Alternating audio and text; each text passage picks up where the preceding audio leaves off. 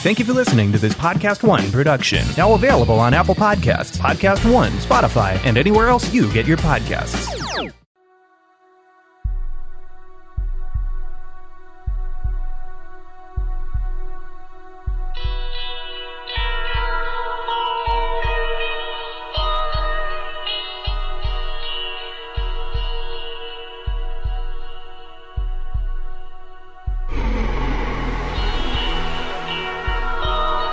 Hello and welcome. You're tuned into the best in paranormal talk radio. This is Darkness Radio. I'm your host, Dave Schrader. Along with me, Tim Dennis. Hello, Tim. Hello.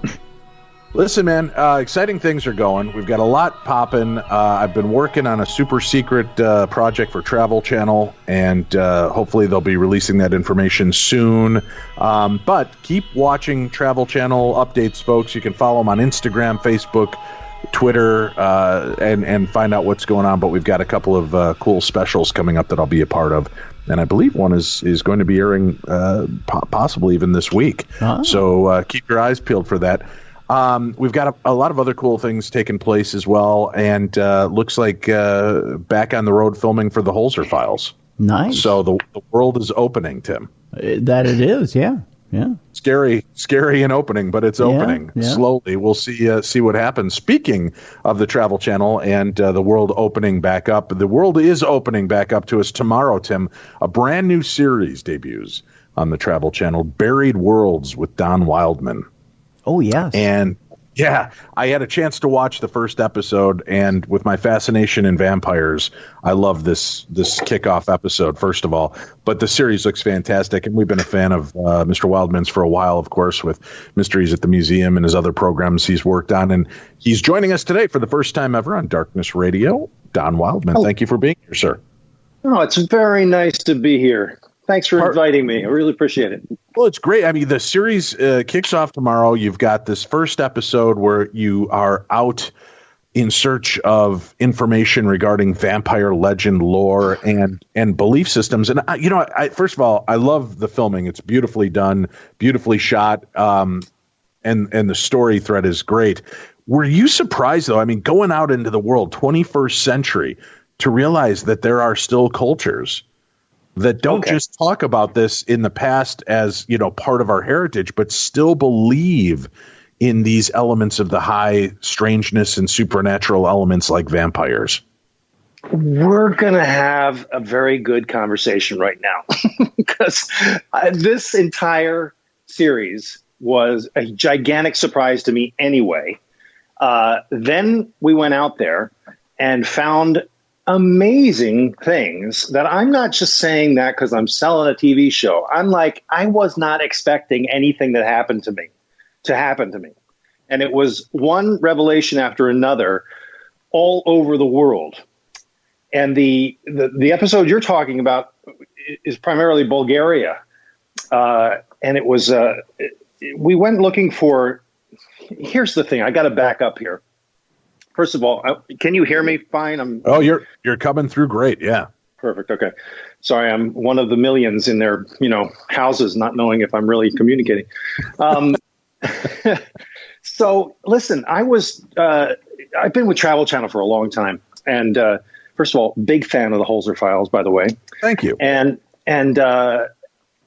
my job has been as a history guy. I was going to say historian, but I'm not a professional historian.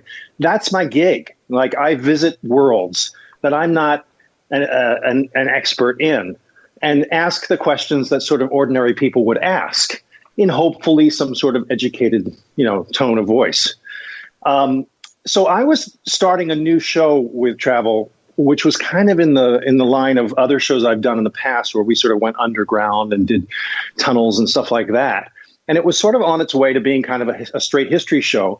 And then things got changed up a lot. And so they wanted the show to become more of a paranormal investigation, which was a complete surprise to me. And I said, wow, that's interesting. I've always been really fascinated by the questions involved in this. And they get kind of heady. So just a warning, that's what I'm really curious about, is the kind of, weird philosophical and even theological questions involved in the paranormal. It's pretty heavy stuff. But this was about going out and trying to find the rituals and the people who actually still practice these things in the world. And there are tons of them, especially the cultures like Haiti and Peru, where we went to, all these sort of ancient places, these cultures with these huge ancient root systems, that have enormous cultural backlogs, that people can draw on, unlike here in America. So, yeah, it was all surprising to me, and it was very alive. And it wasn't what I expected, which was, I thought there would be kind of almost a quaintness to it, in terms of how we interacted with people. I thought people would be selling things. I thought they'd be sort of peddling ideas. It was the opposite. People are very passionate. People are very earnest and very authentic about what they're doing.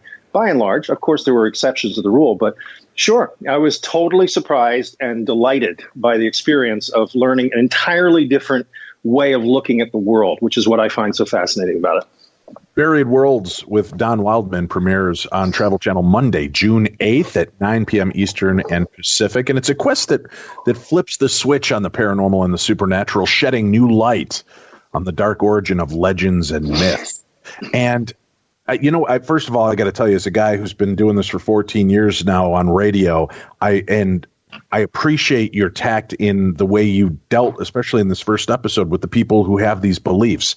There's never that tongue-in-cheek roll of the eyes to the camera like, oh, my God, can you believe it? I love how you settle into the culture and are just more amazed and kind of drawn into their world as opposed to being an onlooker who's just hanging out with them. And the way they react to you seems very open, and I think that's what really led to some of the best scenes, was watching how comfortable they felt with you in showing you their practices, showing you their ideas, and not feeling like they were being made a fool of or shamed in their practices of vampire hunting and witchcraft and ghost, communication. You're along for that ride, and I love the fact that you're like, I didn't know what to expect when I came in here, but I'm really kind of getting freaked out. And I don't know if it's them psyching me out or the feeling of this location or that there's something here. And I love the fact that you weren't willing to just eliminate and say, oh, I'm just psyched out by these guys. You could tell by looking at you and watching you through the investigation that you're not quite sure what to believe about all of this. Well, thank you for noticing. I do try to do that. I mean, you know what it's like. You meet people on the site often. You shake hands with people as you meet them. Sometimes these things have been arranged for you, and you pre-produce these segments, but sometimes you don't really know these people until you meet them, and then proceed to spend more time with them than you spend with your aunt and uncle. It's like this incredible experience that you have that is so deep, especially in this world, that you become friends. You become, there's a relationship you have to strike up. So far be it from me to judge anybody in the world anyway, but certainly not someone who is coming from an entirely different view. I don't have much of this in my past. I mean, for better or worse, this has not been part of my life. I've never seen a ghost. I've never had paranormal experiences. I have been fascinated by them, as anybody is. It's an interesting world, even, without having done a television show about it. It's just a colorful and interesting world. But what interests me, in shooting a TV show about it are the human beings involved and their particular angle on these things. It's really kind of amazing how deep these subject matters go. And in order for someone to become an expert, they not only have to have an experience about it themselves, but also understand the history and the process and the rituals behind it all. And these people are very smart and very deep, still waters and all that stuff. And so I found myself in awe of the people I was hanging out with when I really didn't know what to expect. And this went for everybody. It was, in Bulgaria, we went around with a team of experts, these guys who actually make this part of their life, where they search out vampires, vampire things. Let's talk about that for a bit, because I think that's in the first show. Okay, so this is heavy duty stuff. There is a mountaintop village, which we've been told the GPS coordinates for, and off we go.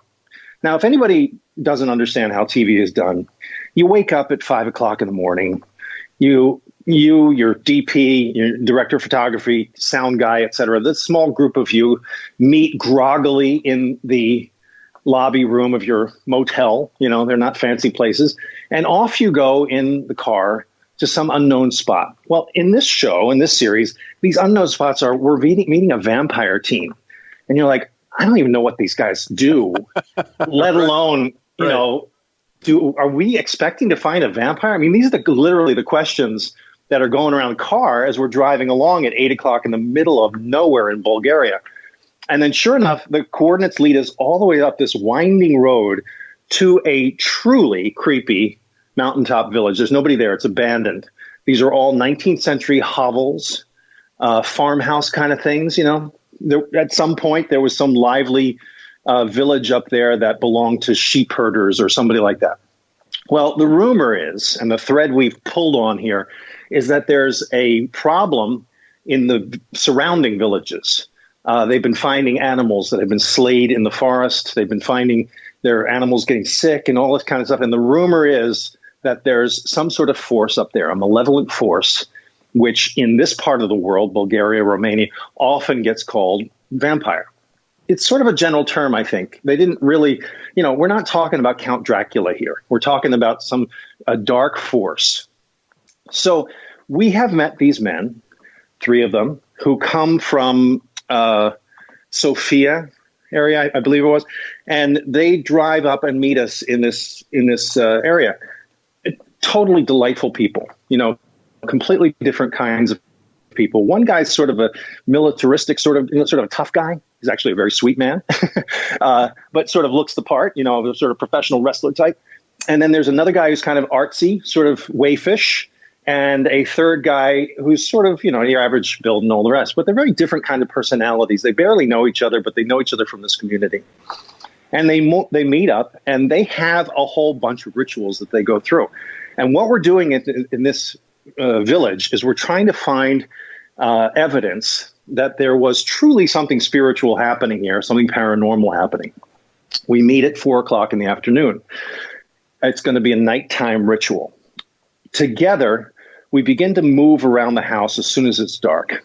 Now, Donna, I want to ask you really quickly, though, when you get a chance to meet these guys and you're going vampire hunting, you can get the sense of how earnest someone is when you're talking. I mean, was there ever a sense that these guys were making it up? No. Not maybe even making it up, but just play acting as if, no. This is something we're going to show the traveler. This isn't the real deal. Nope. I can really tell you, because I certainly would have, told that story many times of like, oh my God, it was quite the opposite. These guys were very passionate about it. There was something, the only thing I can tell you that left me off balance was I never quite understood the entity we were searching for. I think I asked that several times, but I left with a more spiritual feeling than one of an actual, body or an apparition or some sort of thing. Right. And that was an interesting aspect because, again, having had such a fascination with vampire culture and lore, I liked that your show introduced a new aspect to this. And I don't want to give that away because, again, if I know our listeners are keen on this kind of programming, tune in. This is a newer version of the history and actually makes more sense to me regarding the concept of vampires than the original legend and lore that most of us are familiar with. But please go ahead. Well, you've redirected me in thinking. I did a show about Dracula. I did 2 shows about Dracula from the historical perspective in 2 other series. And the one came, it was a Travel Channel show about 3 years ago. And we went to Romania, Transylvania, the sort of classic story of Vlad the Impaler and all that stuff. But as a bit of color, as a bit of backdrop, we went to a village and talked to very old people, some ancient people, elderly people, and about their opinions. And this was done through a translator. These were really just villagers. And we went through the one woman had said that her son had become a vampire. I can't remember the word for it. There was another term for it. Yeah, exactly. There you go. And we walked through a cemetery. And we walked to her son's grave, and she told us the story about this happening and how he comes back and forth. very vague memory. First of all, it was a couple of years ago, but also it was through a translator. So I'm not remembering. What I remember is the visceral emotion of this woman and the way that she felt this spirit, felt this experience of hers. That was sort of corresponded by an old man in the village, who I went with into his living room and sat down and talked to the fact that he believed his wife was coming back and that she hadn't been released from something. And it was all very hard to understand. And he was very emotional himself. That was the feeling like I had of it, that these were real feelings and these were real experiences for these people. And that whether or not they absolutely had proof that this was the way it was, this was how they were identifying things. And they felt it in their heart that this had happened. And you can see from that how this becomes more cultural than is necessarily paranormal. It's all side by side and very real and very authentic, So I find that fascinating, not only because we're talking about some possible entity that's floating out there, but it's also very interesting because it creates the layers of society that really fascinate me, that make every day kind of alive because people are thinking so hard about what's going on. So it was cool. I've been to Romania 3 times, and it is truly a beautiful country and an amazing place to visit. But the supernatural element of their lives, it's fascinating because really it's not something they talk about openly. Obviously, everywhere you go, there are Dracula souvenirs to buy. But sure, when you get down and start talking to some of the locals, and they do open up to you, it's quite compelling to see the richness of their history, their concepts of where they've come from, what these elements mean to them. And then on top of it, then there's this speculation. And it's funny because as you said, they don't really refer to them as vampires. It's the strigoi, which is kind of a ghostly vampire. And it's just such literally a different world. And I'm always captivated by that when I visit Romania, because again, it's the 21st century, Don, and these people, it's not like they're backwards. It's not like they're stupid or ignorant. It's just that this is such a part of their culture. It makes you question, what are we overlooking? Because maybe we're just uncomfortable with what the truth might be. I think it's very not simple. That's the wrong word for it. There's a very direct cause and effect here. When you live in a country like we do, that's pretty new, and it has a very strong knee-jerk reaction to pretty much everything. We come from the pioneer legend. We come from, I can go from here to there and make my life better.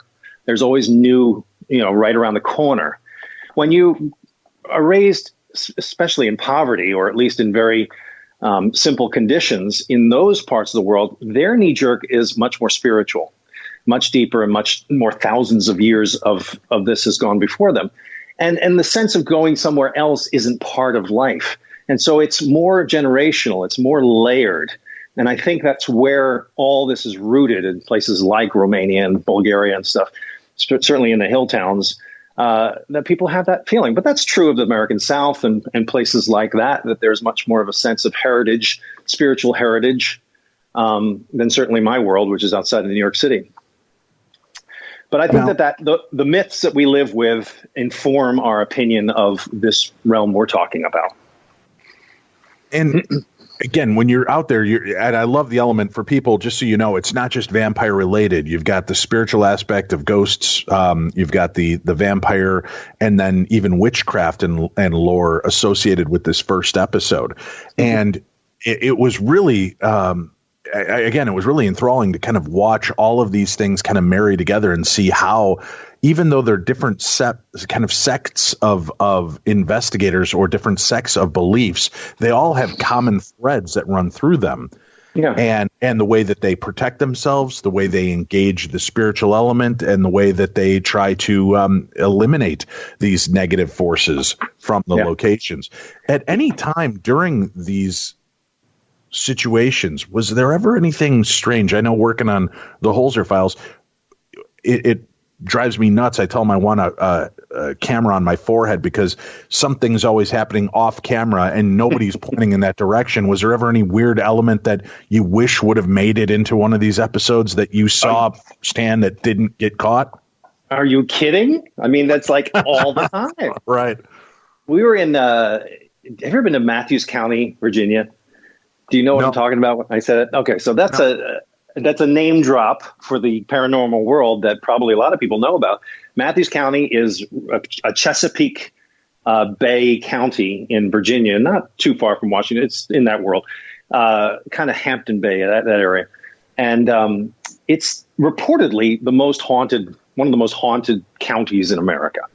And it's one of the shows that we do. I can't remember which one it's scheduled, but it's about the theory that the Roanoke, the colony of Roanoke, didn't go the way people all think they went, but went in a northern direction and would have landed at this particular place, which truly does hold up to historical inquiry.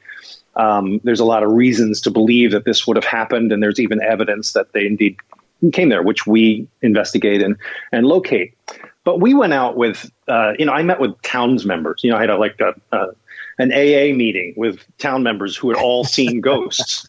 Right. It was crazy. And, if there was ever a moment, I can honestly tell you, I don't want to be, self-righteous about this whole thing. Of course, there are moments you don't feel like doing something in any job, let alone being a TV host. And so here we were 8 o'clock, we got to go meet with everybody from town. And, it's a big eye roll. And then we end up in this circle. And these people are for real. And they're really nice people. And they're very serious people, people with jobs. These are real upstanding individuals.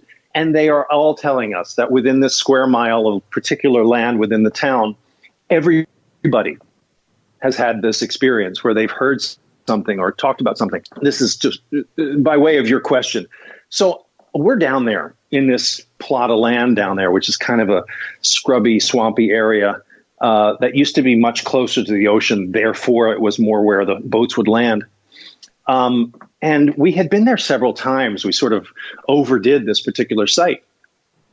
And everybody therefore is very casual about being there. And the whole camera crew is behind the Suburban, getting their stuff together. And I'm out in front because I got to do the swamp sequence. I got to go into the water. So I'm putting my waders on and I'm all by myself. And to my right is this thick growth of sort of bamboo reeds, very, very thick.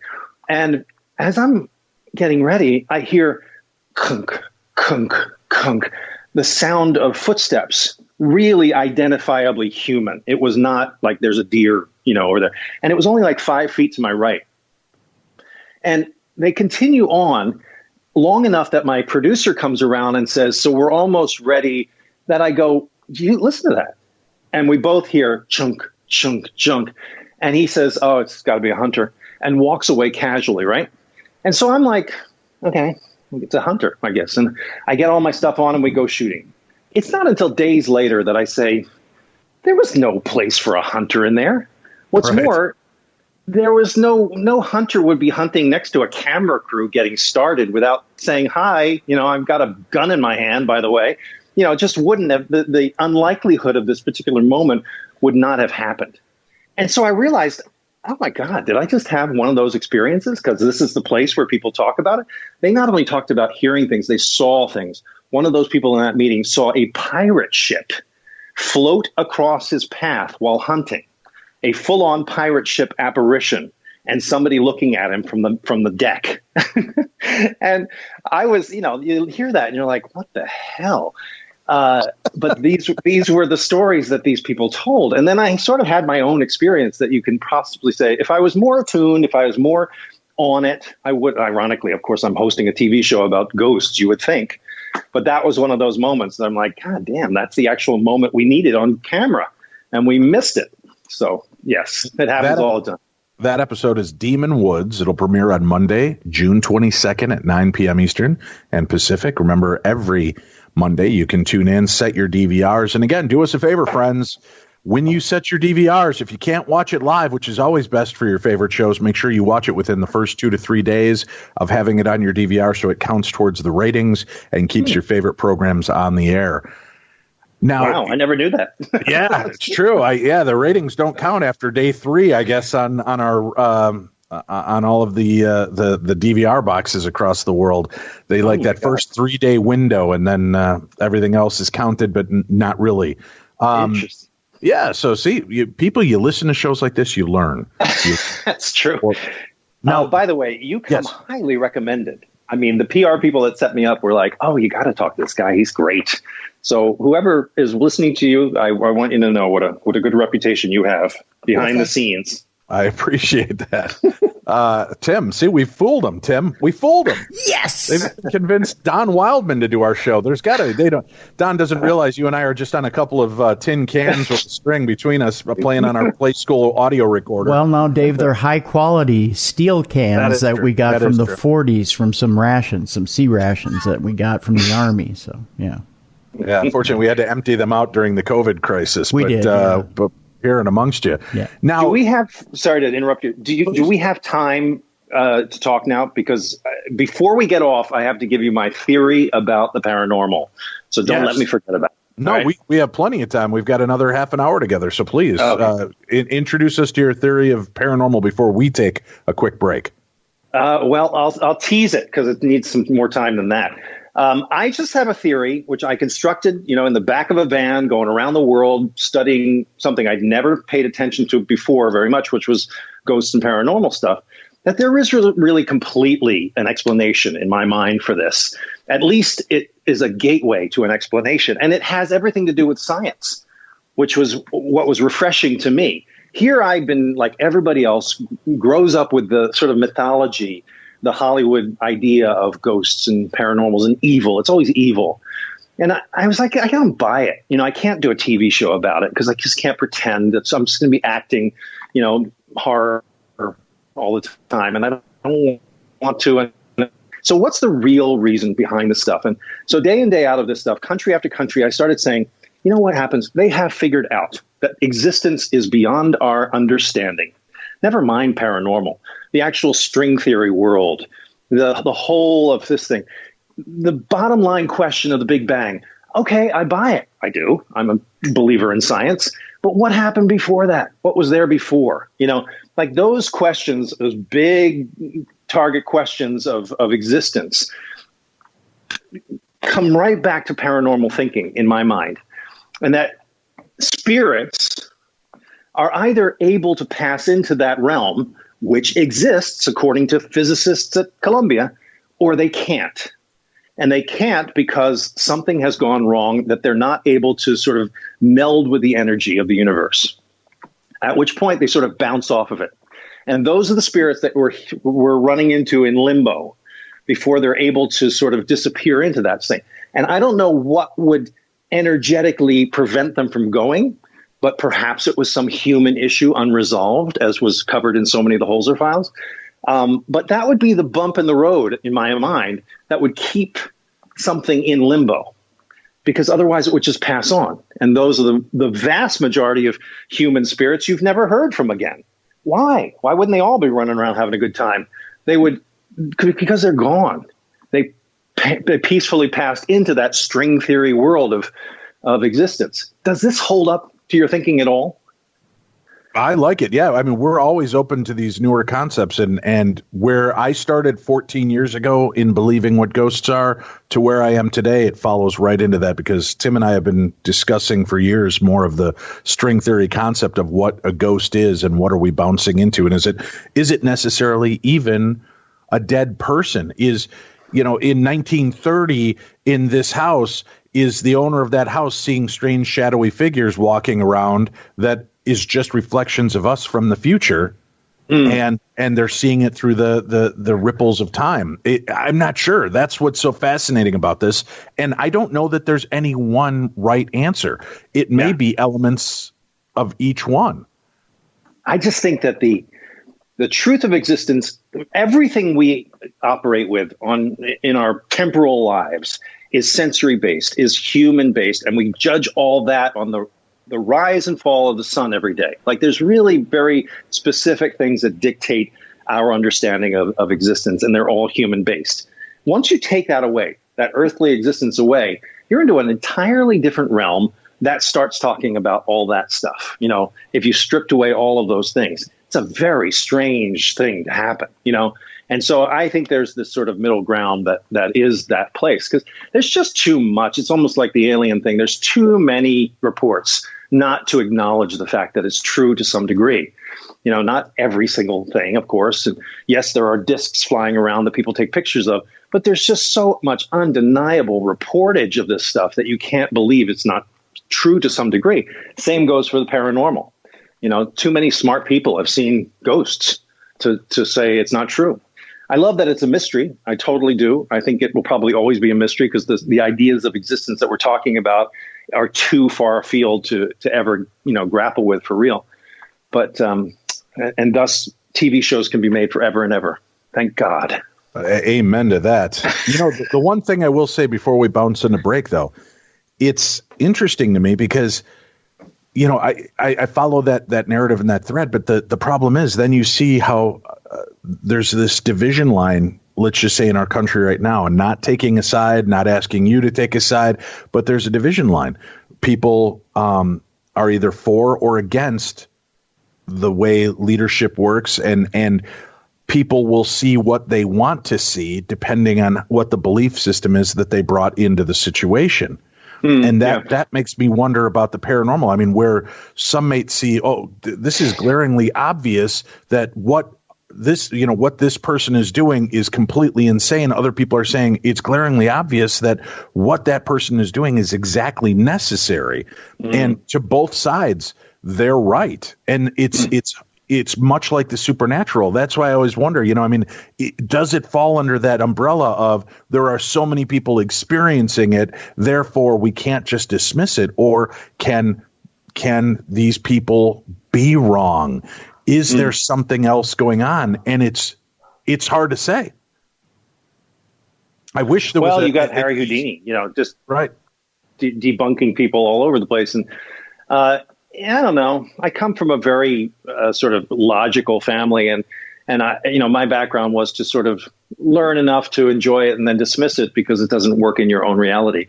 I grew up realizing that wasn't the most interesting way to live. You know, like these people that I would rather have there be a living mystery in my life by opening myself up to possibilities. And so that goes for history as well, you know, different ways of thinking politically and culturally as well as paranormally.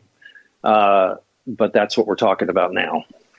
We need to take a quick break. We'll come back. We've got more. Our guest, Don Wildman, with us. Remember, set your DVRs. Buried Worlds with Don Wildman begins airing Monday on Travel Channel. And again, you can set your DVRs. Watch it live if you can. That helps the ratings the best. Or watch it within the first 3 days of it being on recording to keep your favorite shows on the air. We'll be back. Stay tuned. You're listening to the best in paranormal talk radio. This is Darkness Radio.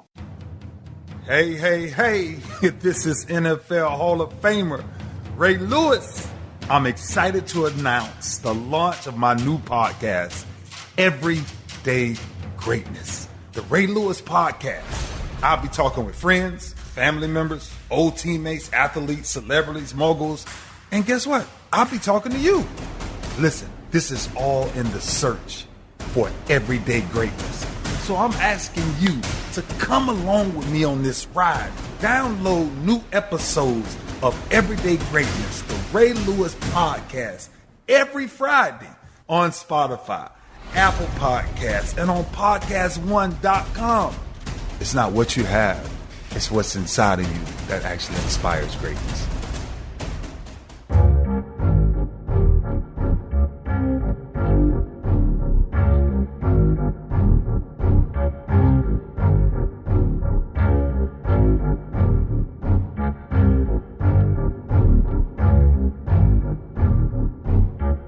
We're back. Darkness Radio's on the air. Buried Worlds with Don Wildman is due tomorrow.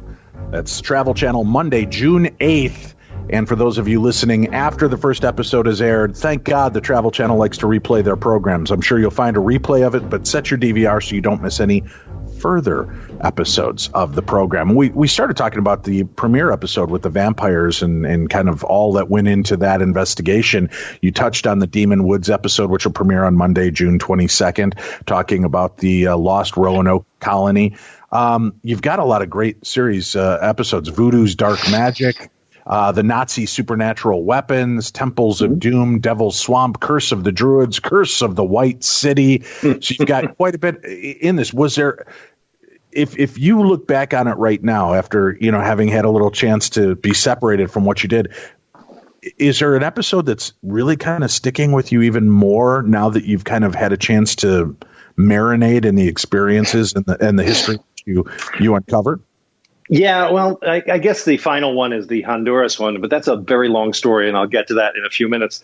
You were just running through that list, and from shooting TV, you have these outstanding moments that sort of, vibrate in your memory afterwards, because, shooting a TV show is kind of like, it's all over the place. It's sometimes out of sequence. It's all kind of a mishmash of things, and it gets all stitched together later in post.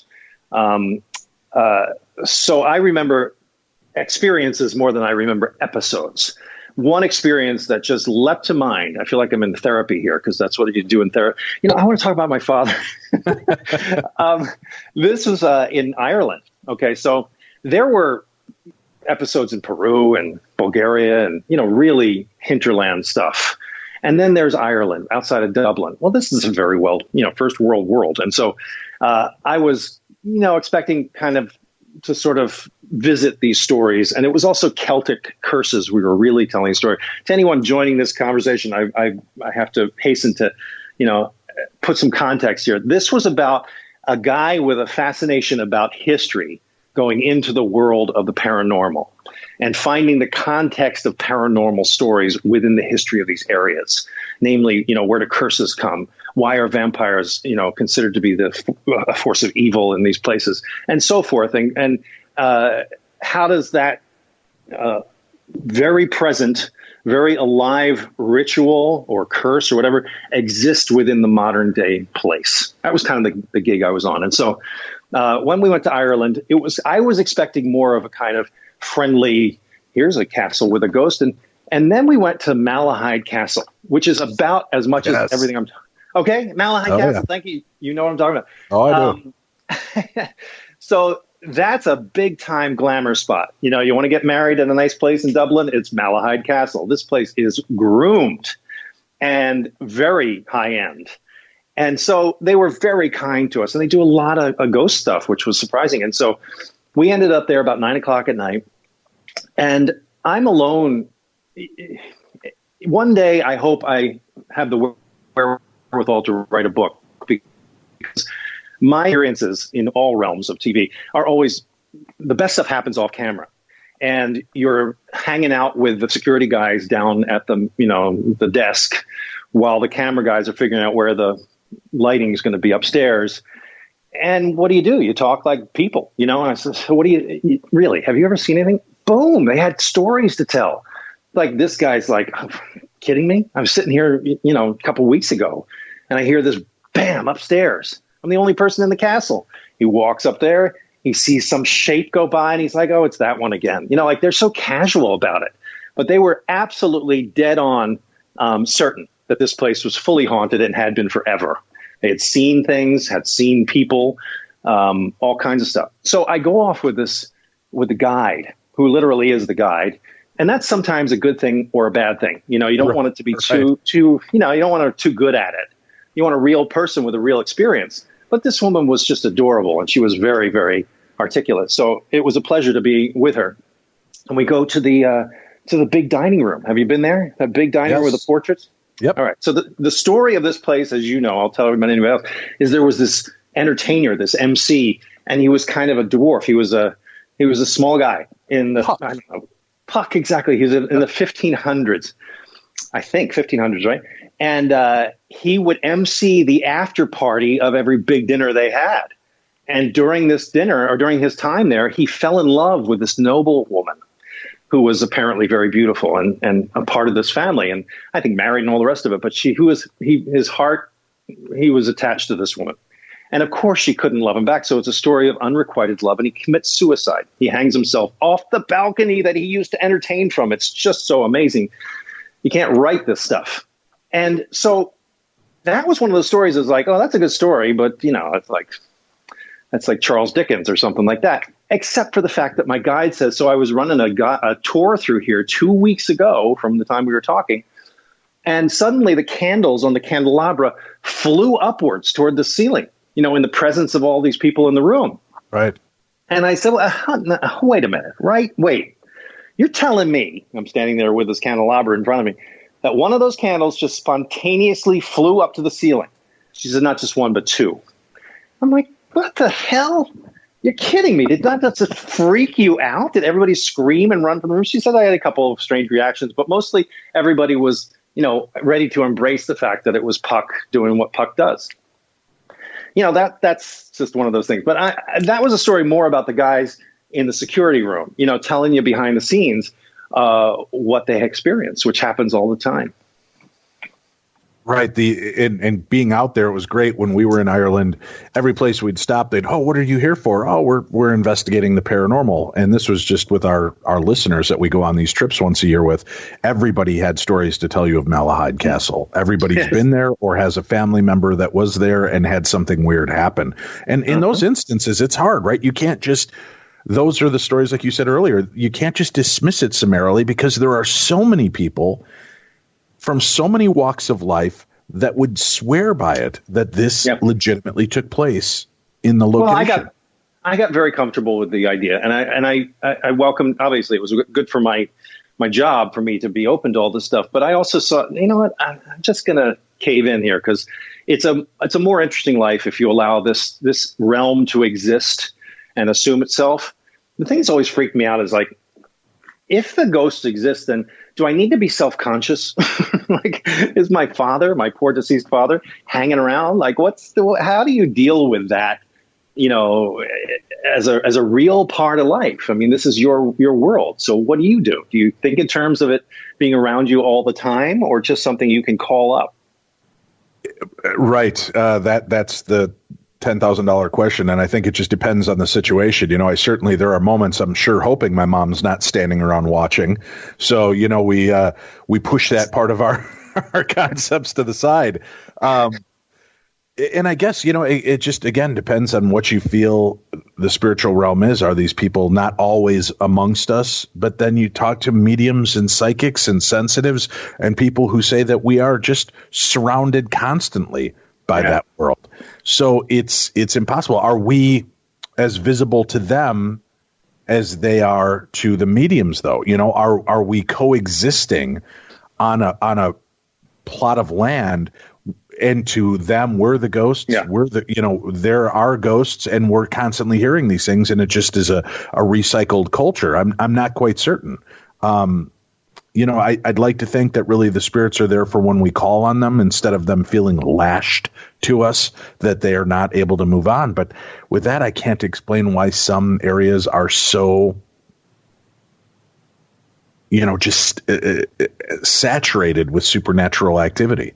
Yeah. Well, I guess it's generational in many ways, just people being there so long, and also the painful part of it. There seems to be it doesn't seem coincidental that people, die horrible deaths and can't deal with it.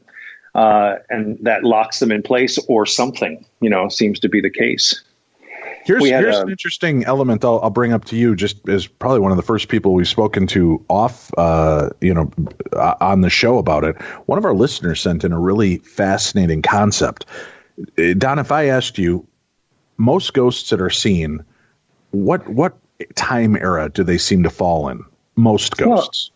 Well, medieval to colonial period, I would say, right. in the 15, 16, 1700 kind of thing. Yeah. So there's that. It always seems to be around wartime eras, right? The early 1800s through the early 1900s, when the spiritualist movement was there. There's so much loss that took place. So many people that are harboring these sad emotions and wanting to reconnect, and these cyclical spiritual moments that open. If all of these people are focused on communicating, are we creating this bubble? Like we've torn open the fabric between that world and here. Is that why there are so many ghosts from certain eras? Because we have called so many forward without knowing how to put them back. Again, we're applying human logic to something that I think doesn't even touch humanity when you're there. When you enter into that realm, it's more physics than science, than humanistic. Nonetheless, it seems to make logical sense to me that there would be a process through which these spirits were engaged, meaning that over time, whatever they were needing to work out would have been worked out. So they drop away, they disappear, they move on. And so we're seeing that, more recent group of people who are still sort of new at the game. I mean, a few hundred years they've been working this thing out. Right. And so over time, they too will drop away, and a new group, you and I, will be haunting someone, 100 years from now, hopefully.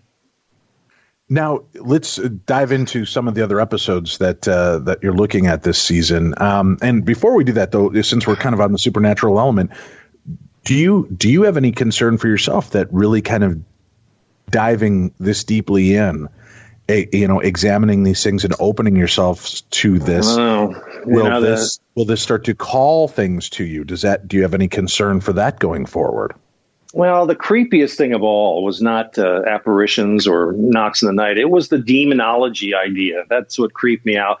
And the idea that demons, according to these experts we talked to, would attach themselves to people and animals, anything, attach themselves and sort of cling on like a virus or a curse. And so that creeped me out. And that made me uncomfortable that I was exposing myself, and, the crew and I would always talk about it, that we were like asking for it, just doing this thing.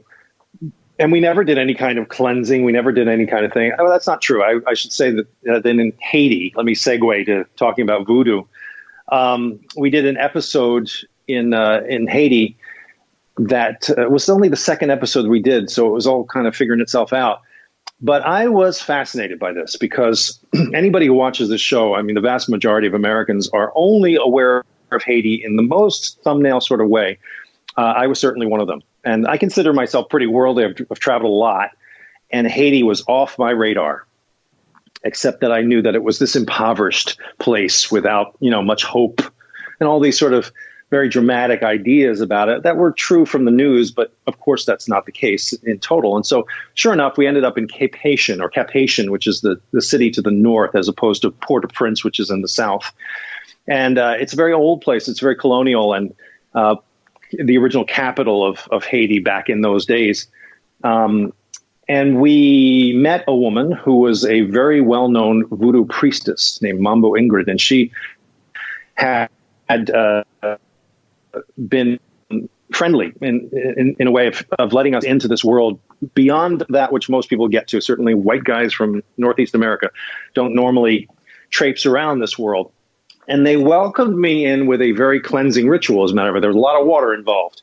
I was kind of baptized, and I had a lot of leaves shaken on me, and lots of people were singing around me. And I was really sort of initiated into this group. And one of the guys, the old man in the trio that was circling me doing this ritual, told me later that he had seen when the spirit had entered me, which is what they were trying to do. They were allowing this friendly spirit to come into me. And I sort of looked at him. I said, well, I wasn't aware of that. I didn't have a moment when I was sort of slammed on the forehead in that Pentecostal way at all. Nor did I want to pretend in it. Like I didn't want to show that sort of disrespect, by pretending. So therefore, I was very cognizant of everything that was happening to me the whole time. But he said he saw this moment flash. And Mambo Ingrid was listening to the conversation, and she said, you don't even know what happened to you. That's how this happens. This is how this goes. So I have no bearings of whether it really worked or not, but it was part of that ritual. We then went to a cave, which was this was a very precious experience for me, not the cave, but the whole going to Haiti, because if I have anything to offer the world, it's the fact that I've been gifted this career that allows me to travel to places most Americans don't know as well as they should, and certainly cultures that they need to embrace and understand. We're on the earth together. This is a pan-global world we're in. This is not an America first world we're in. And if I can be of any kind of agency in that regard, I'm grateful. So Haiti is a good example of a place that the average American would be sort of lost as to what it all means. So this was one way in. I did not understand how much voodoo really was a part of the culture. something from the movies, of course, but I didn't really understand how it had sort of layered into the world. Some people reject it. A lot of people in Haiti want no part of it. It's almost like, those weirdos, and we don't trust them. Part of it comes from, again, the sensational aspect of it. But as I learned more about it, it was more the religious aspect of it that really I learned about. So we end up going out into the woods in a coffee plantation and finding this cave that is well known as being a place where the Indians, I'm forgetting their name now, the Native American tribe there, Taino tribe, mixed with the fugitive slaves, the enslaved people who would run for the hills, to get away from their owners. This is when the French ran the place. And those two cultures mixed up. And that's where the original voodoo begins, with an African and a tribal Native American mix happening. And this particular cave was one of those places where it was like a church to that story. And we went out there with a big expert a professor of voodoo, of theology in Haiti. And we witnessed a goat sacrifice, which was insanely dramatic and very, very religious in that sort of way. Like you could take a Baptist church and stick it right into that cave, and you would be sort of in the same world, that Southern Baptist kind of thing, with lots of chanting, lots of dancing, lots of drums going on. And then this poor innocent goat, which has to be sacrificed to the gods. It was all in the context of a hurricane heading towards us, which was Hurricane Dorian, and it chased us off the island. This ritual they were doing had something to do with that. And so we were all feeling very dramatic, like these things really matter, and these things really count in today's world. This segues right into, if you want to talk about the paranormal, you got to talk about the religious. That to me is, like we were talking before, you can't angels right. and demons and all the rest of the stuff that's in the Bible without being a believer in paranormal. You're right. I agree. But it's funny how people want to separate that. I know. It doesn't make any sense. No. I mean, it doesn't make any sense. If you're basing your life, which so many Americans do, on Christian values, never mind all the rest of the religions, those are based on a book that's telling you there's another realm, and it's alive in our days every day, and you can pray to it and speak to it, and you can ask things of it, and all of that stuff that happens in religion is definitively paranormal. So how people can go from that to rolling their eyes about ghosts and goblins and vampires, I don't know. It's the same thing. Right. Yeah, and we've tried to learn that as well. There's certain aspects of the paranormal we'll jump in full force, and then there's others you sit there and you kind of roll your eyes and question, but it's like, why draw the line there? Exactly. Why deny yourself the possibilities? Again, it's Hollywood. It's a fear mentality, which is the wrong thing. Everything in life is bad because that when there's fear involved, it's just makes it all wrong. But that's been pumped up and sensationalized through Hollywood movies. They're among the most fun things in the world to watch. I don't judge them. I'll pay my money to see them too. But they have been the reason that people sort of cast this light on this whole world and forget that it's 1 inch away from conventional religion. Well, let's dive in with the little time we have left into a few of the other episodes. One that's always fascinated me is the whole concept. I'm obviously a fan of Raiders of the Lost Ark and the Raiders films, and the concept that the Nazis were always in search of these supernatural elements to give them an edge, which sounds like a great movie trope. But to know that it's real, there's real aspects to what they were doing. Oh, big time. Yeah. The Nazis. Talk a little bit about that. The Unearths was the group within the Nazi world headed up by Himmler. And Himmler believed in, all that stuff where he thought that there could be a supernatural power. He kind of had it. I'm not sure of the sequence of events for him historically, but he believed that he was, that he was being called to this. He thought that he would be the next Hitler after Hitler. And so, he had a very special feeling about himself, and it was no coincidence that he was named Heinrich, because there is a very famous historical king in Germany who was the uniter of the German kingdom, Heinrich I. And so he saw himself as the legacy of Heinrich. He was, the reincarnation of him. As such, all these kinds of pursuits that his sort of part of the his world was involved with made sense to him. I'm kind of making that up when I say that. I'm surmising a lot there based on what I learned and experienced there. But it was all sort of hung on Himmler for us. I forgot what I was going to say. So they had big rituals. They reinterred the bones of Heinrich I in the cathedral that you can go to today. The bones aren't there now, but that was a part of a whole thing that they did. And it was he believed that he could tap into this stuff. So what we focus on, at least in one aspect of that show, is the Witches Division, which was a lots of personnel involved. There were well-staffed division that did a whole accounting for all the witch trials that had happened throughout Europe. Again, we're off the hook in America. We have only one thing to talk about, in that regard, the Salem witch trials, which is a very short, very definite period of witchery and persecution that happened in American history. Over there, it was hundreds of years. It went on and on and on. And for whatever reason, people went after people for being witches. And it was just a way to, get rid of your neighbor, steal some land, and all kinds of bad things went on under the guise of it.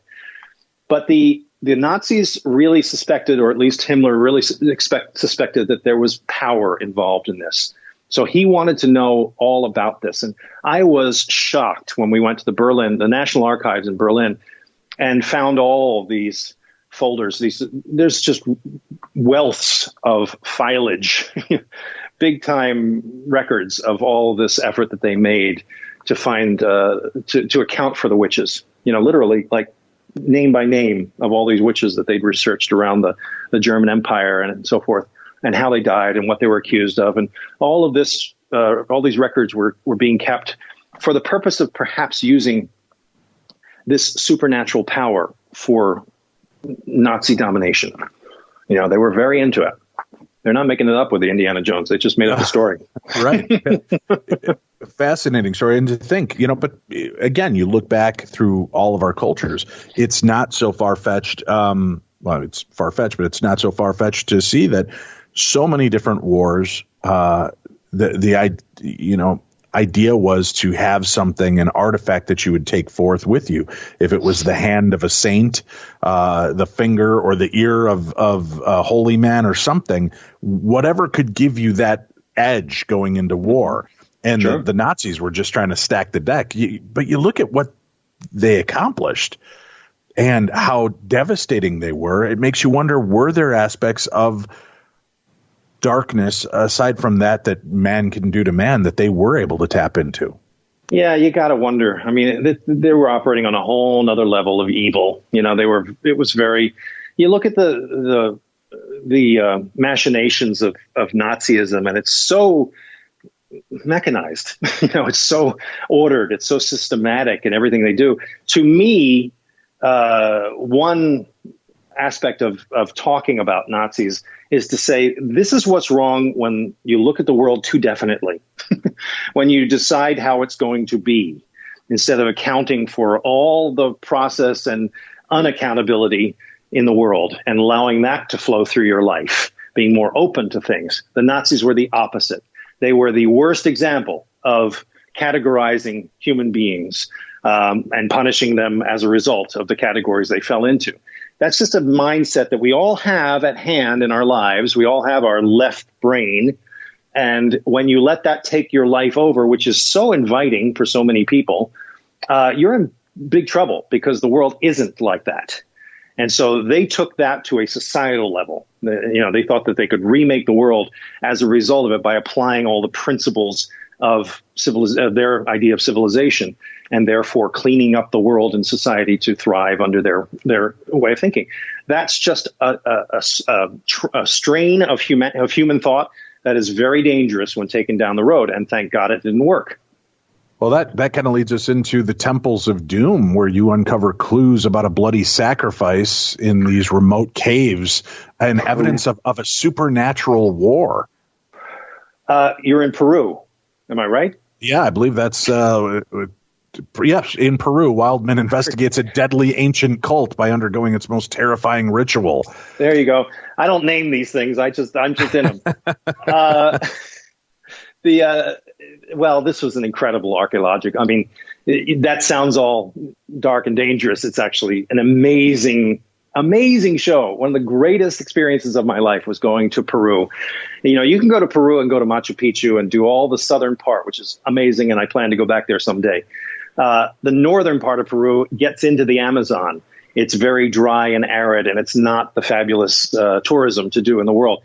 But it's much more tribally oriented. You can really get into the ancient civilizations, and they're all very available. Amazing archaeological sites to see. I would watch that show just to see what we saw in Chavin, which is a place I'd never even heard of before I went down there, and then go north to see what's up towards the Amazon there. The famous part of that thing is the Chavin, the temple that we're talking about, and it was uncovered by this very famous archaeologist who's still working there, named John Rickey, I believe, and he has peeled back this whole culture of training for a priesthood that was done at this particular temple, and these people these young men, I suppose, would come from all around and be taken through this ritual of sacrifice and training and understanding, and then finally be led into this incredible tunnel system that's in the heart of this temple.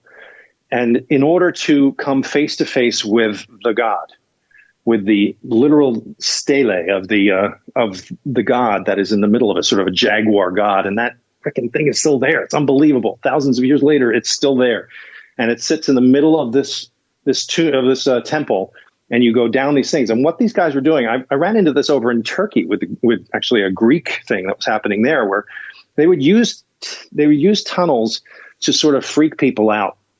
And they take potions and herbal things that would sort of set them on a little drug trip. And as they were hallucinating, they'd go down these hallways, and the doctors, in quotation marks, would be standing over them and saying things and blowing fumes into this tunnel. And it was like this sort of not supernatural, special effects. It was a whole special effects thing that was happening in order to transport them to another realm. In this case, they would do some of that, but with the water. It was so amazing. They would use a whole series of canals, which they would direct the water from the local river through the temple. So you'd hear this sort of roaring natural sound within these tunnels. Then they used conch shells, a sort of conch shell thing, to blow the sound of jaguars into this tunnel. And so this particular novice, we're called, would be walking through this thing in an elevated state of mind, having these sensory experiences, and then come down the hallway and see, lit by a special light in the ceiling, the actual stele, the pillar of this jaguar god looking at them. And they'd have their experience with God.